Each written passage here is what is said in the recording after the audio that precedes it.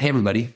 So, what if I told you that confession wasn't enough? Let's say accountability wasn't enough, or marriage counseling wasn't enough. Are you discouraged yet? Maybe 12-step meetings weren't enough. Even periods of sobriety weren't enough.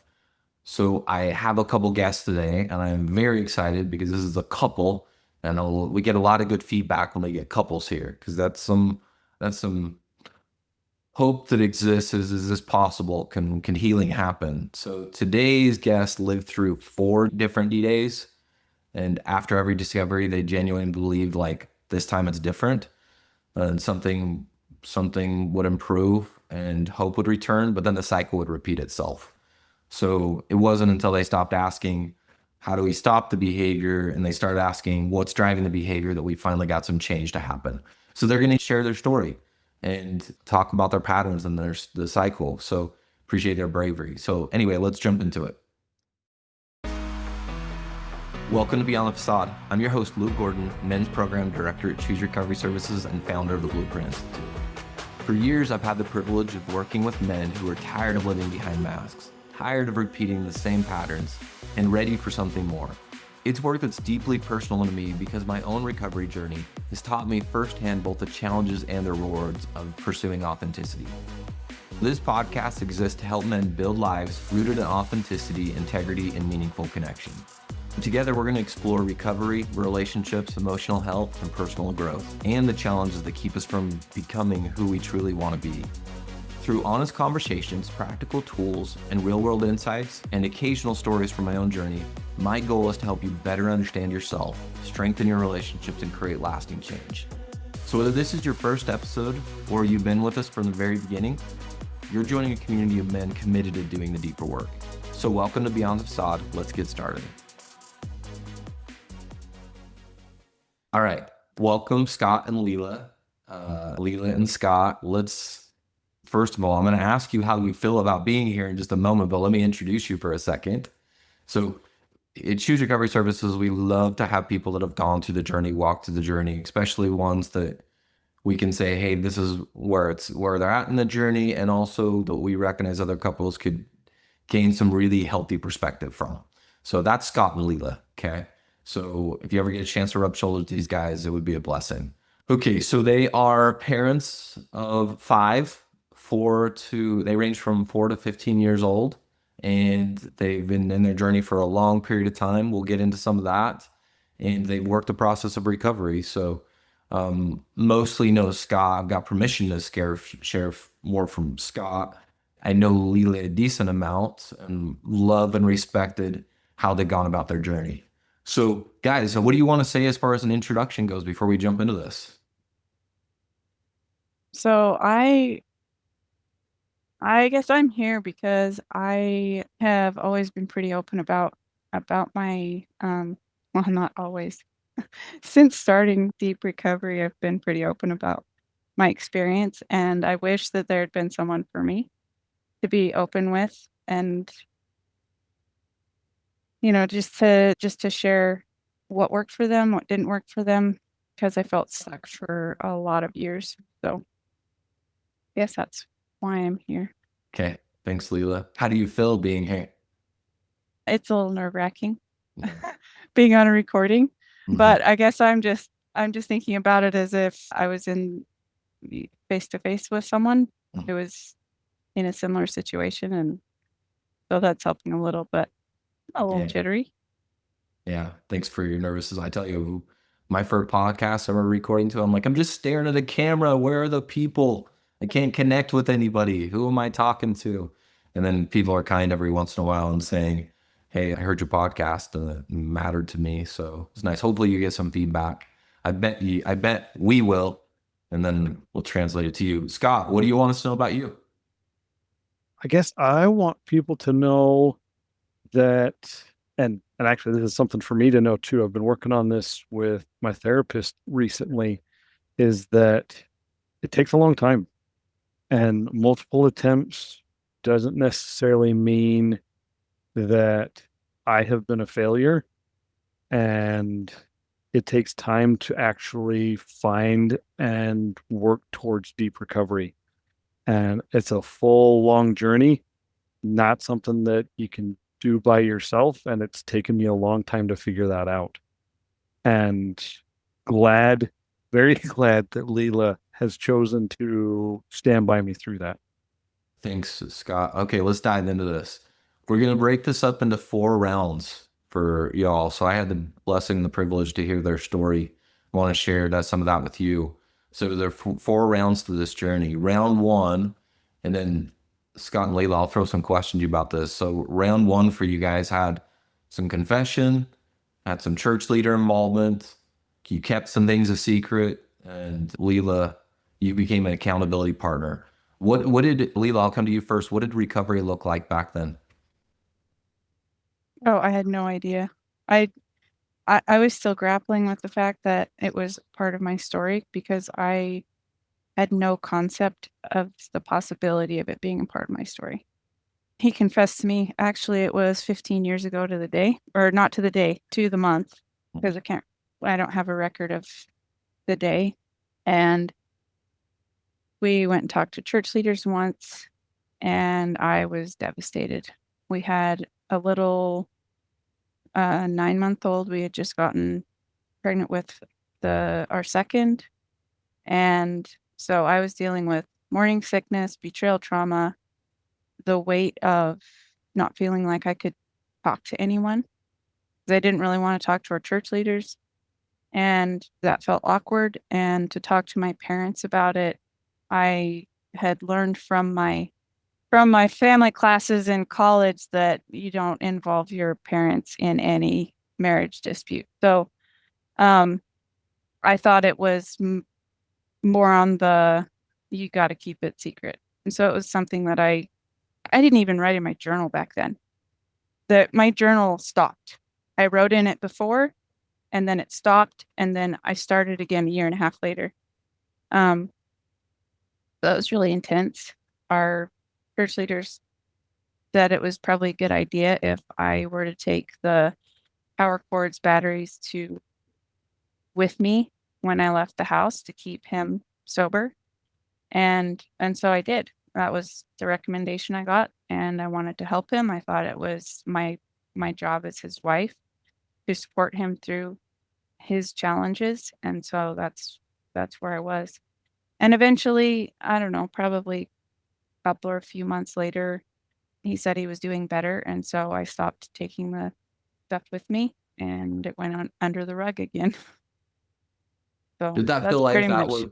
Did that? I don't know why I'm asking this question, but did that feel like that would make a difference if you took the power cords? Like, okay, that makes sense. This can help if I do this. Was it confusing? What'd that feel like for But you? yes, it made total sense to me because Yeah, if I thought just staying away from it was the way to get through it. It's totally. like it's like all the messaging I got about keeping your thoughts pure or something like that. It's just replace it with something else and change the habit. Yeah. Okay. And that's how you change a habit is forcing yourself into it. Because that's one thing I wanted to highlight here in round one is that you became like an accountability partner. You became a part of the system of I need to do certain things to make sure Scott figures it out. Right. You had a responsibility in this, right? But yeah, definitely. I didn't I didn't necessarily take on at that point take on my failures as the reason that he did it. I didn't understand where it came from, and so I didn't understand that at that point that it could have been my fault, I guess. But at the same time, I took on all responsibility to help him through it, to be his support and to be available afterwards and all that stuff. But there was Well, definitely some things that broke inside of me. okay. There were say that last part again. I'm sorry. There were definitely things during that time that broke inside of me What does that mean? because of my experience.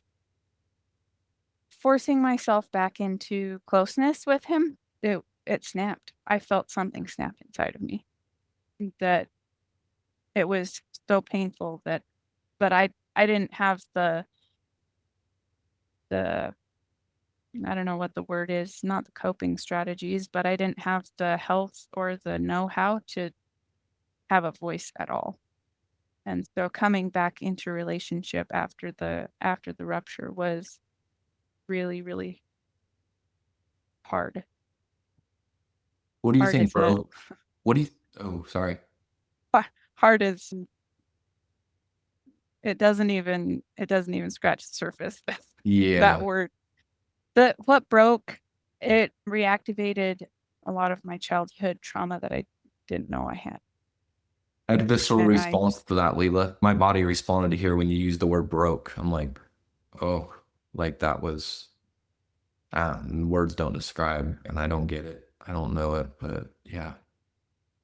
And well intentioned, right? By a church leader, well intentioned to go, hey, let me tell you what your responsibility is here. Let me tell you how you can help from somebody who doesn't understand this environment, the situation, the complexity of this. Yeah, not okay. Not okay. That's not me trying to fault or demonize that person that was trying to be helpful. It's just want to call that out. Hey, Scott, any comments on round one with like, okay, there was a confession, there were church leader involvement, there was what about the keeping everything a secret? I don't think we really touched on that one. Do you want to touch on that one, Scott? Yeah. So for me, it was probably not round one. This was probably round 5 or 6 because my first exposures were when I was around, well, me actively looking out pornography was around 13. And my dad was my church leader at the time. And he approached me with what he found on the computer. And so I had gone through him multiple times. I had gone through a couple leaders early in college as I was getting ready to serve a mission for my church. And so it felt very much like the same thing, except for there was this level of now it's not just me and my dad or me and my church leader and myself. It was Lela, who I really care about. And now there is a level of, oh crap, I've hurt her. But it felt very much the same as the other ones of, okay, just try harder, pray harder, do harder, and things will get better. Because if you really believe, things will be different. And I had that belief multiple times growing up that if I just try hard, if I just work harder, it'll get better. And I remember getting married to Lela at the time. It was like, okay, now I'll have something in my life that means something more than anything else, that it'll be different this time. Yeah. And it was for a little bit, and then it Well, wasn't. yeah. And I don't, this is not what this podcast is for, y'all, but there's this fracture that happens in self when you get hopeful, when you think that I've had the change inside of myself that is going to make a difference and to fall down again.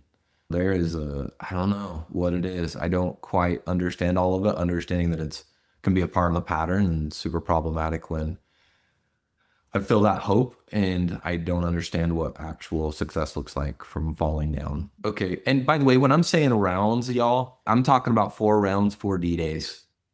So thanks for calling that out, Scott. Appreciate that. Okay. Yes. I didn't touch on one thing that I do want to go back to. So keeping Okay. it a secret.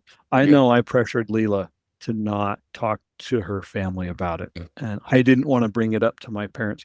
We were 9 months married.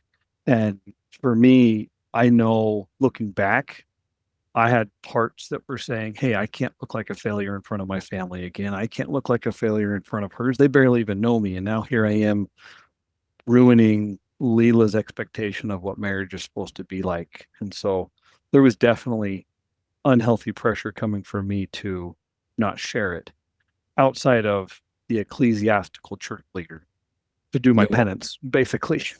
what were some of the messages you would give to Leela?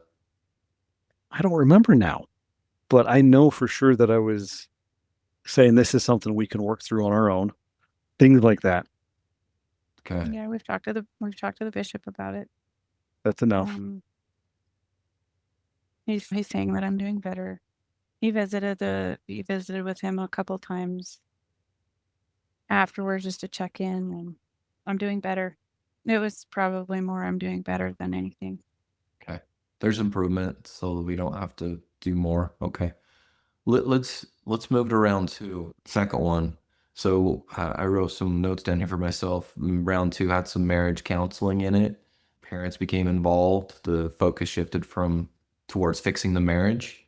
So, well, what, Leela, can you tell us about this one?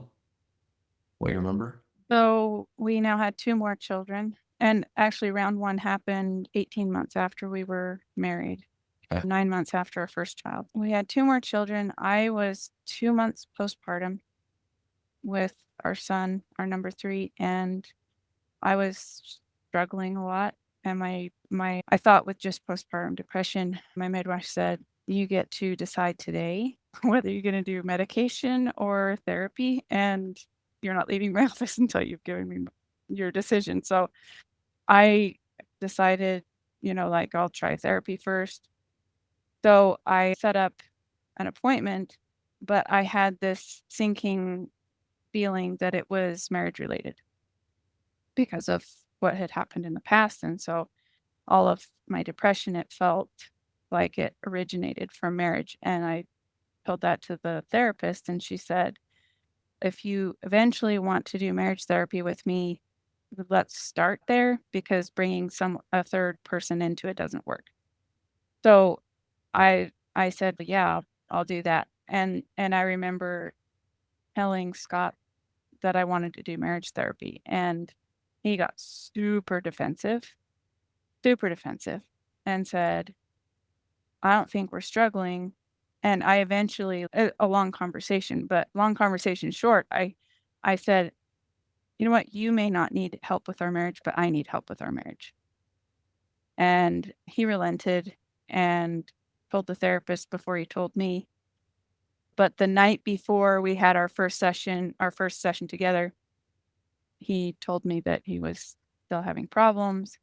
And with all of our D-days, I have this shutdown where my inside, I the pain doesn't surface for a couple hours, and I was able to be understanding and close, and that makes a lot of sense, It does. and we can get through this. And then I crashed 3 hours later, and I was actually really grateful that he didn't tell me until the night before, because I don't know how I would have gotten through. So we did marriage therapy for about 4 months before he started acting out again. He didn't tell me. Or the He therapist. didn't tell the therapist either. And 6 months after, I was really deep in depression, and I was really confused because we had gotten better relationally, we could talk better, we could communicate better. It felt less stressful to talk to him. And but I wasn't feeling any better. Mm. And I was taking a downturn. And so I asked for medicine, because therapy wasn't helping as much as I thought it would. And 3 days later, I ended up in the hospital for a week and a half in the psychiatric ward because of the reaction to the medicine. So it was, and our son was 9 months at that point. So it was really, really intense. My body shut down, and now looking back, it was like, "Oh, that makes a whole lot of sense." Every single time there was acting out, starting up, my body crashed. Yeah, your body knew it. Even though I didn't cognitively know why, it did. Yeah. Yeah. Scott, were you gonna say something? I did some air quotes because we learned a lot of good techniques and couple relationship skills. And one of the things that I think at the time, if if I had been willing to go deeper and to try to understand, hey, why am I acting out? What is this doing for me in my life? It could have been really, really helpful, Mm. but it wasn't, and I didn't. So we learned a lot of really good techniques, and we learned how to communicate, and we learned how to pass emotional boulders back and forth. And I would hold her boulder for a while, Mhm. and then she would hold mine for a while. And but I never understood why I had those boulders or how I could hold that boulder for myself and break it apart and understand it. And so in the end, it went back to coping mechanisms of hiding and lying and doing what I had to keep Leela healthy and happy. I was scared to death of what would happen with her medication going wrong and this and that. And what if she left me? And how would I manage life? And all of these fears that I never learned how to manage, and talked about it some, but surface level. And it was easier to go back and hide and lie than it was to get deep and real with myself, and then in turn with her. Why'd you use the word it was easier then? It was easier to go back to old methods because I didn't know they were there. It was instinctive to almost like self-preserve for me. And I'm sure any other addict would understand this. Be like, there'd be moments where there was some clarity of, hey, I don't want to do this. But then the weight and the heavy and the life and everything that the cycle gets in there. And it's hard to see past that. And the moments of clarity weren't long enough that I would do anything different. Yeah. Okay, great. Thank you for acknowledging that. I want to check on you guys emotionally. How you doing, Lela? Yeah. I'm shaky. Yeah, It's bringing stuff up. bringing some stuff up. Yeah. I think it's more inlaid. Like it used to be that whenever I talked about any sort of recovery, I would shake.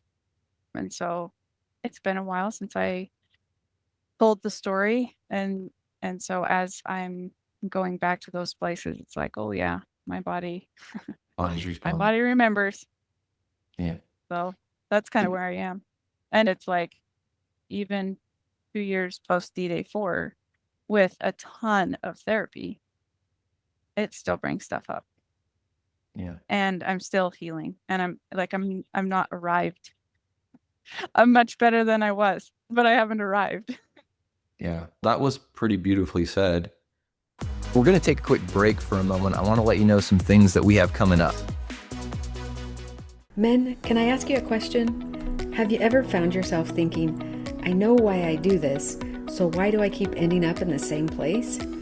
I'm Hallie Roderick, and I've had the privilege of sitting with many men in this healing space over the years. And one thing I've learned is this, that insight is important, but insight alone doesn't create transformation. You can understand your story, you can recognize your patterns, and still find yourself feeling stuck. And that's exactly why we created the Awakening the Man Within Somatic Intensive. It'll be held November 8th through the 11th in Spanish Fork, Utah. And this isn't just another weekend of lectures.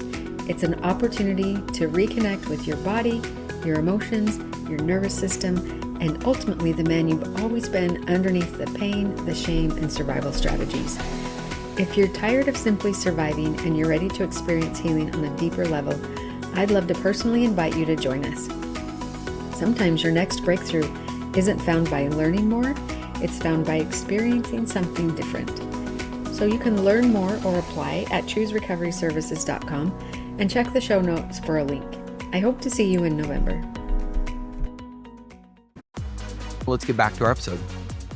The one thing on round 2 that I wanted to just ask you guys on, even though you've been talking about it, is so why didn't marriage counseling and shifting towards the marriage, why didn't it produce some lasting change? First of all, I think that our counselor wasn't trained in addiction.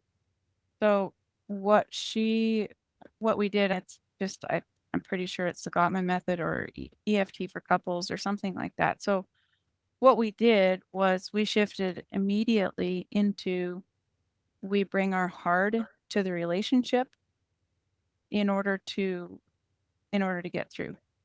And so I was bringing my heart. I was well, for me, it was really interesting because I dealt with a lot of self-harm, intrusive thoughts. And so whenever I had those thoughts, I was telling someone, and I couldn't understand why Scott wouldn't. Like, I could kind of tell, like, okay, so why don't you tell when you're struggling? I have to in order to keep myself safe, in order to keep our kids safe.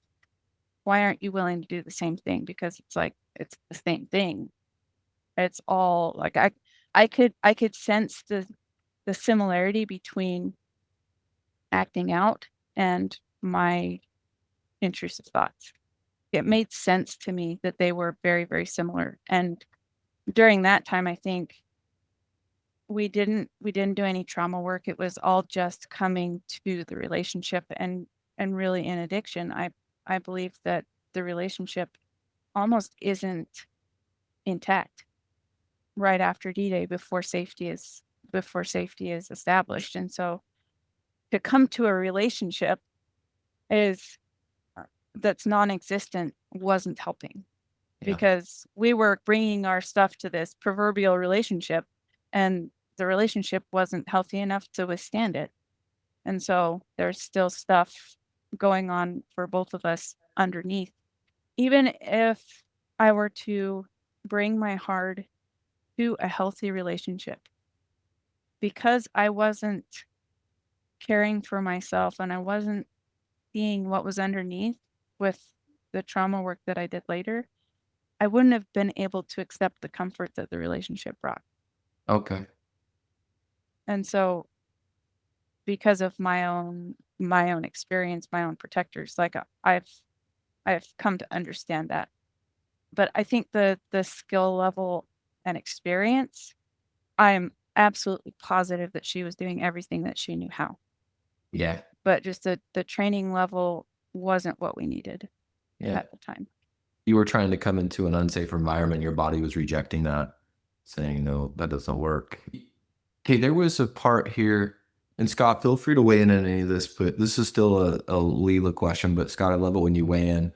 What assumptions were you making at that time, Leela, around what actually wasn't real? What assumptions were you making in this realm to marriage counseling, fixing towards marriage? What assumptions were you making? I was assuming that now that we had support, that he would take advantage of the support, Okay. that he would finally open up. I think I was hoping for, trying to believe, trying to convince myself that that's what was happening. And underneath, there was always the question of, are you? Okay. Scott, any thoughts on those assumptions? No, I would agree with what she's saying that, hey, any professional help is a step in the right direction. There was this assumption that I was going to show up as equally as she did. And in some ways I did on the surface.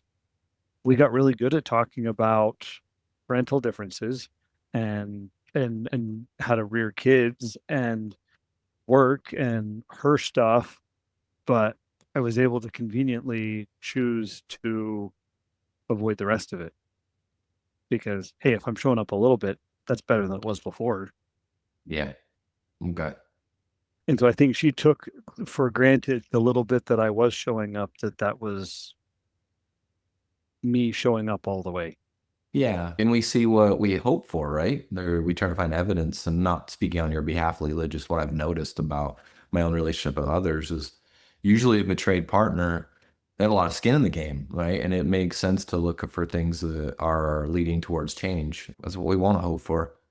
Hey, there was a part, guys, in this round too, if we want to talk about it, if you guys have anything to say about it, which is where parents became involved. Maybe do you have anything you want to say there where you started to involve other people? Yeah, for me, this was the first time that my mom actually found out I was having problems with pornography. Uh-huh. I go back to 13, the first time my dad approached me, he told me, I'm not going to tell your mom. And if you keep doing this, then I will tell her and it's going to break her heart. And so for this was probably 10, 15 years. I had been living in mortal dread that I would destroy my mom because of my behaviors. And now that I've done some deeper work, that was a crucial moment for me where I decided I was not going to let people see me for who I really was. And I got really good at putting on masks. And I did that for my parents, I did that for church leaders, and I did it for Lela. Mm. And so the fact that, again, when I go back to the first time I said, if I had actually kept going, I think I could have probably gotten closer to healing because I was starting to break down some of those walls and let people start to see me. Her parents, my mom, I got to see her dad's disappointment in me and let him be there as an accountability partner for me for a little while I chose to use him. And so it started to break down some barriers, but it didn't ever get down to the root of I'm afraid of disappointing people and I'm a failure myself and all of these other things that I eventually got to after round 4 that didn't get to the deep work, but it was hard and it was helpful and it ended up being a big stumbling block after D-Day 3. Okay. All right. Thank you. Lela, any thoughts on that before we moved into day 3? There was another round of really harmful, well-meaning, but harmful messaging from church. Okay. And so much so that since then I have confronted the person very pointedly, kindly, but pointedly about the fact that it was hurtful, about the messaging that I needed to stay close to Scott and to pretty much not let this come between us, that it wasn't about me and I needed to pretty much still be his wife in all aspects. And that was, those weren't the exact words, but that was really, really harmful for me. With as far as involving other people, this was another step of, oh man, he's taking advantage of other people, more resources. It was hopeful to me.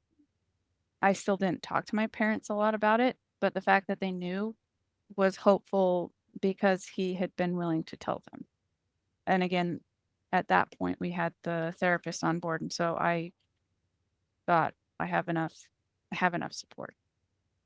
Okay. Thank you. What made you I'm decide? gonna, Yeah, go ahead, I'm Scott. gonna just add one piece there, what you brought up about adding people on introduced problems. These were people we trusted and really respected.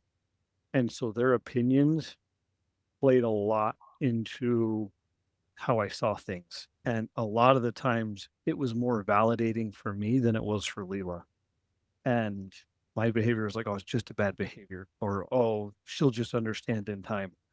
And so there was very negative messaging, not just from that one church leader, but from my parents and other people that we did open up to that very much downplayed Leela's impact and contributed to me believing that her impact was not very much. And that allowed me to continue to minimize and gaslight and add on to the trauma for her because I wasn't willing to accept it. And the people around me didn't want to accept it for what Yeah. it really was. Yeah. Okay.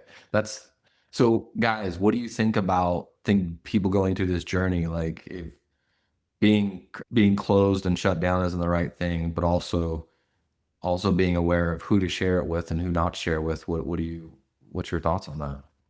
Oh man, I guess it was trial and error for us. The Because there's so much about what I knew relationally that I wouldn't have known that someone was unsafe to share it with because of where I was personally. So we shared it with our parents, and fortunately my parents showed up in a way that was accepting of Scott and I don't think they downplayed my impact at all, but it was more, I don't know, it was more church leaders. He started a 12-step group and I was very much involved in, I felt like I had to be there with him to support him. Again, it was one of my wifely responsibilities is to support him in everything because I'm in it for the long haul. And if he's struggling, then I'm going to be there with him. So it was more like a parent relationship than a spouse relationship, really. And there was one person that said, "You have got to do some healing for you, and you've got to let him do healing for him." And I think it was like a 10, 15-year sober alcoholic that told us this. And I didn't want to believe him. Mm, And it was like, no, we are doing marriage therapy. The therapy is telling us to go to each other. I'm in it. I'm gonna be there with him. And so there was a lot of even added trauma in that aspect Okay. for that Thank realm. you. Yeah, I just heard you say trial and error. There were some things that I heard from some people that got it that I didn't really want to accept right away. And then there was some stuff that I thought was going to be helpful that wasn't helpful. Let's move to, if you guys are okay with it, let's move to the third D-Day. So the third D-Day, and please tell us about it, but it involves some separation and involves some groups, more effort, more sincerity, still avoiding some deeper work. And Leela, if you don't mind leading again, what did D-Day 3 consist of? Well, between D-Day 2 and D-Day 3, I was more pointed in my checking up on him and saying, "How are you doing?" It was during that time that I actually had my first exposure to his pornography, and he gaslit me really hard. I didn't know what I had seen. I just knew Scott's I nodding was his head, by the way. For those who are not listening on YouTube, Scott's nodding when Leela said that, by the way. Sorry, Leela. Oh, yeah, totally. Man, I can still picture it where we were at, what was going on. And I straight up lied up to her and told her that I have no idea how the tablet did that. That's so bizarre. I'll have to look into that and figure out how we fix the filters and this and that. It's like it was bad. Yeah, and I was gullible enough that I didn't even know what I'd seen. I thought it was just a pop-up ad, and I felt guilty myself for having seen it. And so he was comforting me in my guilt Mm, about mm. the so it was intense gaslighting. Anyway, but I didn't know about that. And then or maybe that was before D-Day 2. I can't remember now. Somewhere in there it came up. So anyway, by that point I had tried so hard. I had tried so hard. I had gone through marriage therapy. I kept going in therapy when he dropped out. We still had 3 children. I was going into homeschooling our kids, our first 2. I felt like it was the right thing to do. And when he broke the news to me, I was like, "Oh, crud, this again." But I had tried so hard to be there for Scott in everything.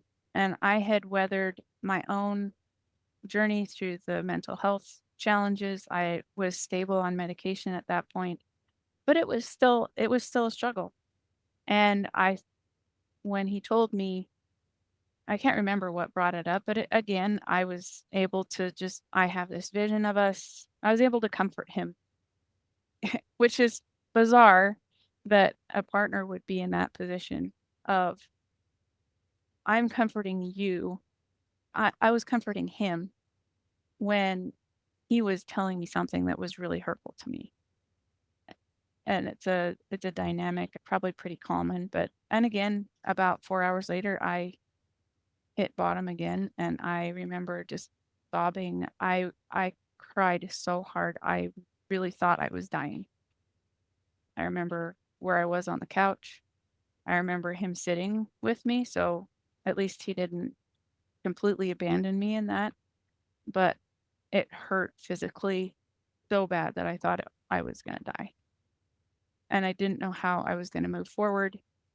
But at the same time, after I recovered from that, we set up another appointment with my therapist, and he came in, and she put some pressure on him.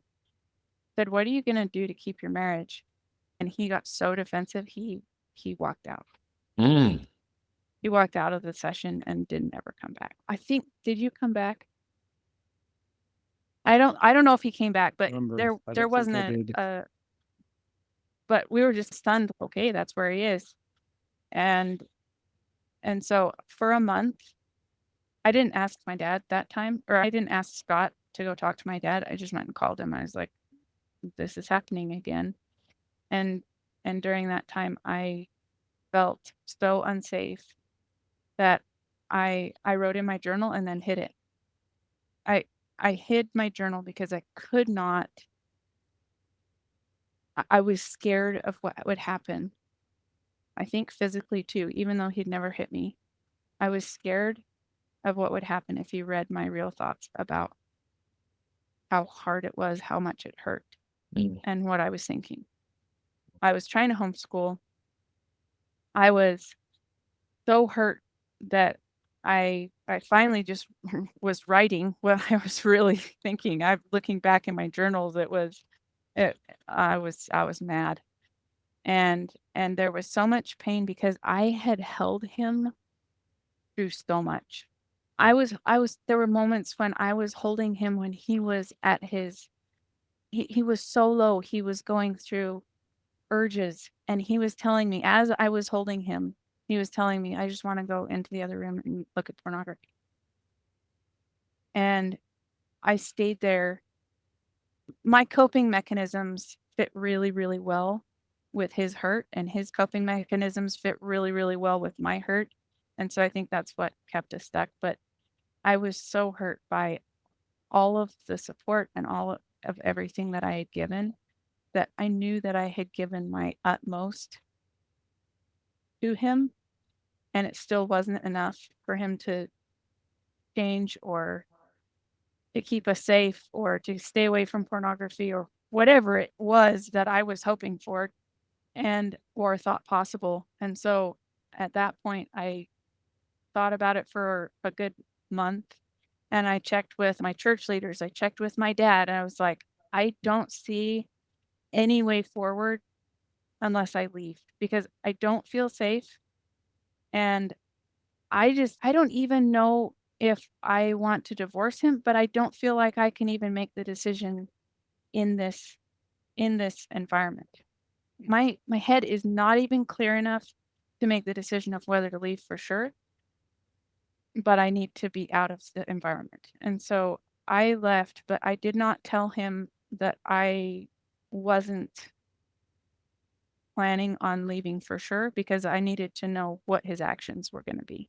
Mm. If I knew that if he had hope of me coming back, for sure that I was going to come back, then there would be mask he'd be putting on masks and I wouldn't know what his real intentions were. There was a lot of manipulation, a lot of anger, a lot of why are you doing this to me? This hurts so bad and it's your fault. How could you do this? And I don't know how I was able to stay calm in all of it. There was financial abuse that happened during that time. There was a ton of emotional abuse that happened during that time, during that month. There was familial threats. If you don't come back by this date, I'm taking legal action. You can only take so much money with you. That kind of stuff happened during that month. And I don't know how I was able to, but there was accusations of what are you going to do? You're going to go to Utah and start dating other guys, take your ring off. I'm like, are you kidding me? Oh yeah, I'm not the tables turning. one. I'm not the one that is betraying, in this relationship. And I held up my finger and I was like, I have this ring. I don't have a ring right now. I had one then, and I was like, I I have this ring on. I'm going to keep it on because I'm married. Until it is official, if it ever becomes official, I am married to you. And so I'm going to keep it on. There's not going to be any of that going on. And so I felt like I tried to turn over any possibility of hope, and there wasn't any for me unless I knew what his real Mhm. intentions were, unless I knew what he was really willing to do. And Yeah. so that's why I left. And I thought it was 3 months. Looking back over it, it was a month that I was gone. 3 weeks Mm. to a month that I was gone before I came back. Mm. And Oh, that is that was just bizarre. Like I was afraid that he was abusing the kids because it's like every D-Day he told me, Or more about previous D-Days. And I knew that addiction progresses. And so it's like, if he's telling me this much, how much more is he doing? And so I was even afraid for our kids. And now it seems crazy to me that I came back after 3 weeks or a month. I think there could be like 12 podcasts and everything you just said. That was thank you. That was so much vulnerability that would have me drawn to this podcast for sure. Thank you, Leela, for that. Scott, what was, did you listen to Leela talk about that? What was it like to relive that? It's interesting. There is a large chunk of D-Day 3 that I have forgotten, or I have parts that are blocking, that I don't remember how much of a jerk I was to her. But as I've sat through Leela's impact statement that she shared, and she's shared memories and thoughts, and she's actually opened up her journal to me and said, read everything. I want you to understand what my experience was like. As I've been looking into that, I was, yeah, I was totally that way. And it's sobering. And it's also really scary to see that that's what I'm capable of. Because there are parts of me who's like, I'm a good guy. And I remember defending myself during that period. I'm a great dad. I take care of all of these things. I do the laundry. I do the work. I do the finances. I do so much. And I use that to defend myself when I was being an Yeah, who were you trying to convince? yeah. That's a good question. Really. Yeah. Yeah. So it Sorry, not was trying tough. to- No, you're good. It was my rock bottom at that point. I remember feeling so down and depressed. When she went back to Utah, I actually went to Colorado to be with my parents. I got a leave of absence from work for a little bit of time. And here I am, a 30-year-old man going home to my parents, live in the basement, and try to figure out my life. I'm just the biggest loser in the world. And it felt really, really low. And it was a good time for me to do some reflection and start with a 12-step group and try to approach things differently.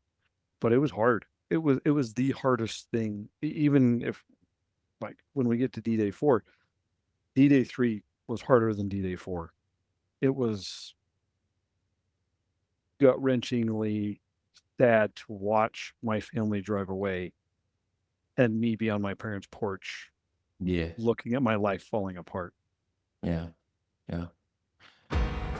Okay, so Scott and Leela's story was such a powerful and in-depth conversation that we decided to go ahead and split this interview up into 2 episodes. We're going to end this part 1 here, and really it was at a rock bottom moment in their lives. But as you hear next week, this wasn't the end of their story, right? So come back for part 2, and we'll talk about what finally began to change for them, and what made D-Day 4 different, and what deeper healing looked like for both of them. Hey, there are a few really cool things coming up with Choose that I just want to tell you about, because if you're anything like me, you get going through your life and then you hear about something later and you're like, I wish I would have known about this. And so we have a few of those things right now that I just want to tell you about. And some are free, some are not free, but if you are interested in any of these, very exciting stuff. 1, we have a free art therapy class that's happening once a month. You just come, you sit, you bring your own supplies at home. You don't have to show it to anybody. It's just your own healing. So we have that you can sign up for. Again, totally free. Another one that we have that's really low cost that we're getting really good feedback on is Scott Blendo and Lucas Gordon have a group that is understanding his behaviors.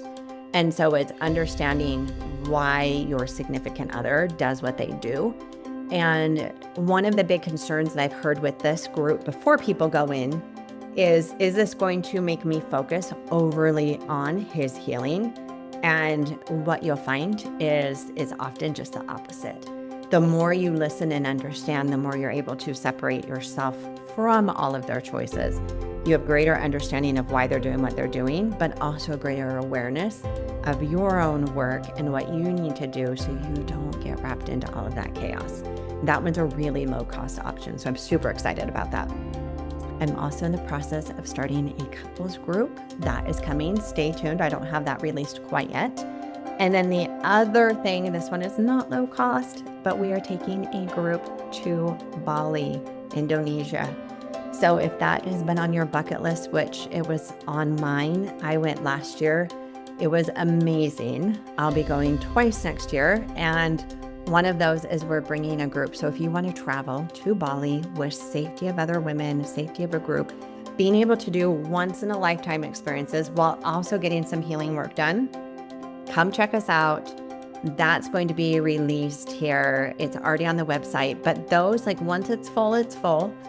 So it is a first come, first serve. And obviously, because it is like our Costa Rica, trip this year, we sold out. We did 2 whole weeks, 2 separate groups. We sold out, and then we just had to say, oh, no more. So Bali, same thing. Once it's full, it's full. But we have options for shared rooms, your own bed, but shared rooms, or you can pay more for a private room. So just know that we have, those are our big things coming up right now. We would love to have you with us for any of those that are calling to you. And just sending you love and all of your healing. And if you have ideas of other ways of like, oh, I wish there was somebody out there who is doing this because this is what I really need in my healing, let us know, because we're always looking for ways that we can support the healing of individuals and families.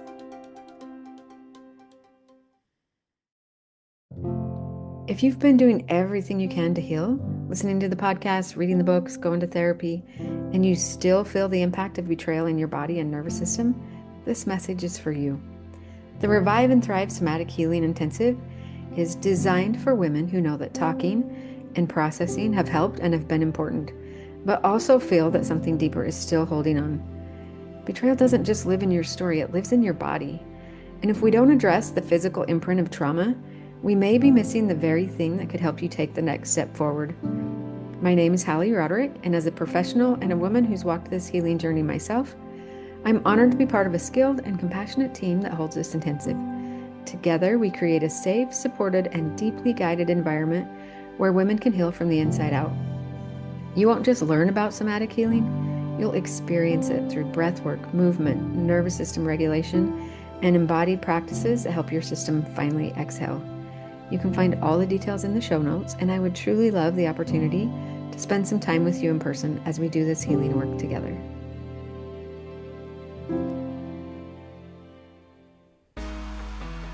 Thank you for joining me for this episode of Beyond the Facade. If today's conversation resonates with you, I encourage you to explore the resources available through Choose Recovery Services and Blueprint Institute. Beyond the Facade is presented through a collaboration between these 2 organizations, both of which are committed to helping men and families find lasting healing, growth, and recovery. Through coaching, therapy, groups, intensives, and immersive recovery experiences, our mission is to help people move beyond survival and into lives marked by authenticity, connection, and integrity. You'll find links to both organizations along with any resources mentioned in today's episode in the show notes. Until next time, keep pursuing authenticity, keep doing the work, and keep moving beyond the facade.